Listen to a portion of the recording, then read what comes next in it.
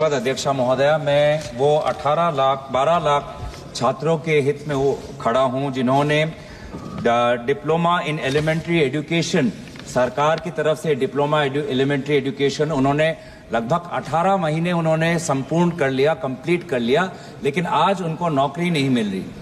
तो संक्षेप में इतिहास बोलता हूं कि 2017 में केंद्र सरकार एक नोटिफिकेशन निकालती है कि हम चाहते हैं कि डिप्लोमा इन एलिमेंट्री एजुकेशन में 2 वर्ष का कोर्स हमारे भारत के जो अध्यापक हैं वो इस डिप्लोमा कोर्स ले।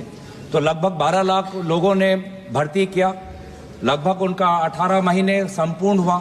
फिर भारत की सरकार दोबारा ऑर्डर निकालती है ये कहते हुए कि अब 2 वर्ष का नहीं, अगर 18 महीने हो गया तो इसको हम 2 वर्ष के बराबर हम लेंगे और ये लोग काम कर पाएंगे। तो इन्होंने भारत सरकार की बात सुनी और वो काम पे लग गए।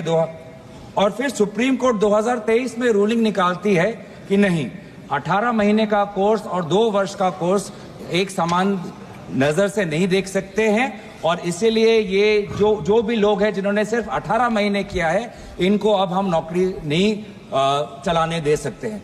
तो ये लोग अब कहां जाएं? इन्होंने सरकार का इश्तिहार देकर डिप्लोमा कोर्स में भर्ती हुए, इन्होंने सरकार का रवैया मानते हुए 18 महीने कंप्लीट किए, और फिर सुप्रीम कोर्ट का रूलिंग आ गया कि नहीं, अब 18 महीने पर्याप्त नहीं है। तो कहां जाए? तो मैं चाहता हूं कि केंद्र सरकार, MHRD, शिक्षा विभाग इन बच्चों का संज्ञान ले। लगभग 12 लाख छात्र हैं, काफी ज्यादा असम से भी है, उत्तर पूर्वांचल से है, उत्तराखंड से है, तो इनको न्याय दे। एक गजट नोटिफिकेशन अगर MHRD निकाल लेगा तो इन 12 लाख छात्रों को इंसाफ मिलेगा। धन्यवाद। धन्यवाद।